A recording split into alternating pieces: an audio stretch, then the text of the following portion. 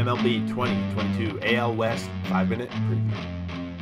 Welcome back, everyone. Episode 3 of our preview series. Just going to jump right into it, starting from the worst to first, American League West. Here we go. First up, projected to be the absolute worst in the American League, we have the Oakland Athletics. 70.5 wins projected. Last year, 86 wins. We're seeing quite a significant drop, and considering how many players they let go in this offseason, it's not a big surprise. They lost Chapman. Marte decided to go sign with the Mets. Laureano's still on a suspension with PEDs. They lost Bassett after he put up a pretty stellar performance before his injury last season. The A's are going to be in for a long, potentially throwing in the white flag rebuild. But let's take a look at what they're throwing out there.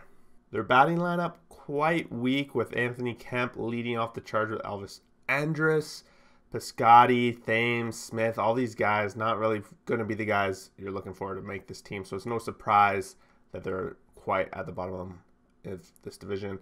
Starting pitchers, we've got Manea and Frankie Montes leading the charge. Oakland's really hoping Montes can really step up as that second ace. Potentially Oakland, that's going to be their biggest strength, is their pitching. Otherwise, they're in for potentially a long season unless they catch us off guard. Next up, expected to finish 4th, 74.5 projected wins.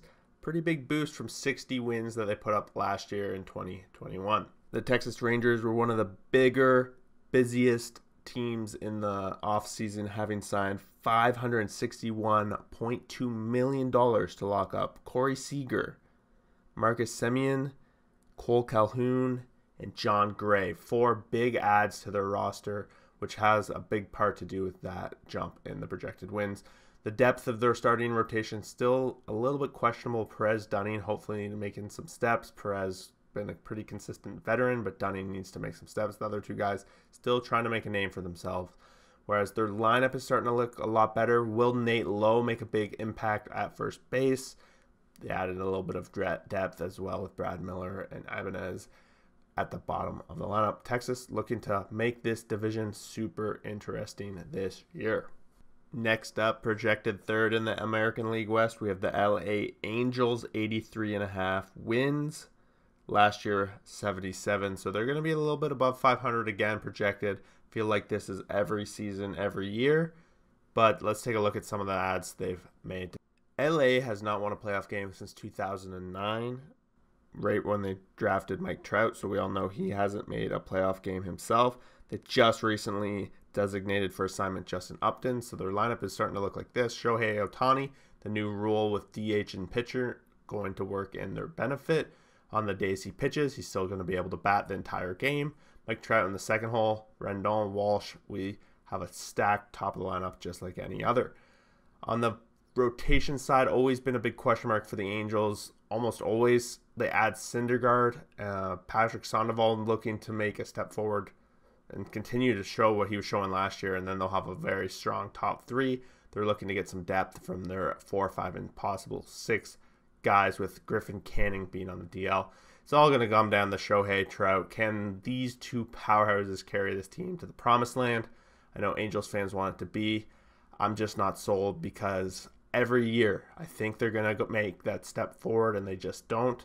So I'm not getting my hopes up yet. Next up, we have the Seattle Mariners, also 83.5 wins projected, but last year they had 90 wins, so I'm giving them the edge on the Angels because of last year. Seattle is holding the longest postseason drought in North American sports. Over 20 years, they haven't made the playoffs since 2001.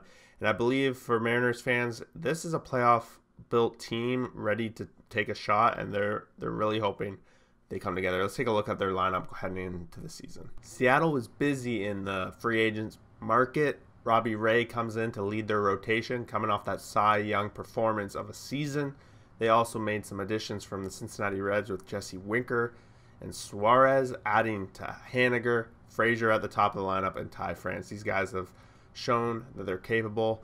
For Seattle to make the playoffs and to take some big steps, they're really hoping Jared Kelenic makes a name for himself. He's expected to be one of the top prospects. And they also have Julio Rodriguez, number 3 prospect in the MLB, waiting to come up this season, so he'll slot into the outfield somewhere. Seattle, they have their eyes on the postseason, and it's going to be postseason or bust. Projected to win the division after falling slightly short in the World Series last year, we have the Houston Astros, 91.5 wins, down slightly from their 95. I think a little bit of that has to do with their division just getting a lot harder, really. Losing the World Series in 6, they're looking to bounce back, get right back to the postseason, hopefully get their shot at the World Series yet again.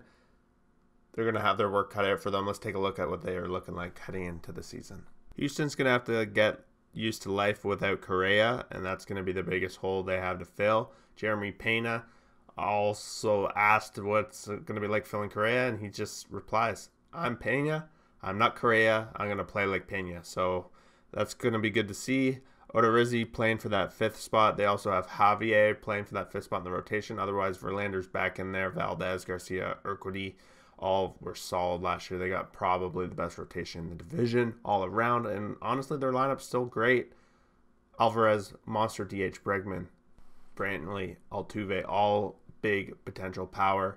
It's going to come down to what McCullers can do when he comes back. Right now, he's going to be rehabbing, and when he comes back, this team is still the solid team in the AL West that we're all used to. But there's a lot of hot teams on their tail, and they better come to play this season, or else they could be in for a rude wake-up call and a long fall from the top over the next few years.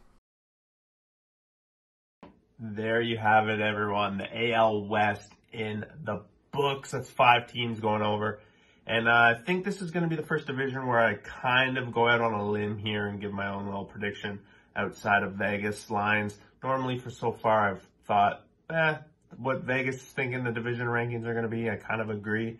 In this situation, I do think this is finally the fall of the Houston Astros. They are not going to win this division. I'm calling Seattle making some steps of progress. The prospects are just going to start to get too strong. And I think Robbie Ray, he's going to find a good home in Seattle. This team, I think, wasn't completely a fluke at those 90 wins last year. Thinking they're going to make the step forward. I think the Angels are going to play top. Texas is going to play top. And part of me thinks Houston is going to be a little quiet out of the gate and not quite with their foot on the gas, not ready for what these teams hungry behind them are going to get. Guys, that's just my opinion. Otherwise, Oakland at the bottom, Texas probably in 4th. I'm going to have the Angels in 3rd and Houston 2nd. Seattle, giving you the shout out. That's why you're wearing the hat. Guys, we're going to be doing this all season long. Make sure you subscribe. Smash that like button. I know we're over 5 minutes, but this is just the added part. You don't have to watch it. This is just where I add my own personal touch for the season, and we hope to see you guys along. Thanks for watching. Till the next one. Peace out.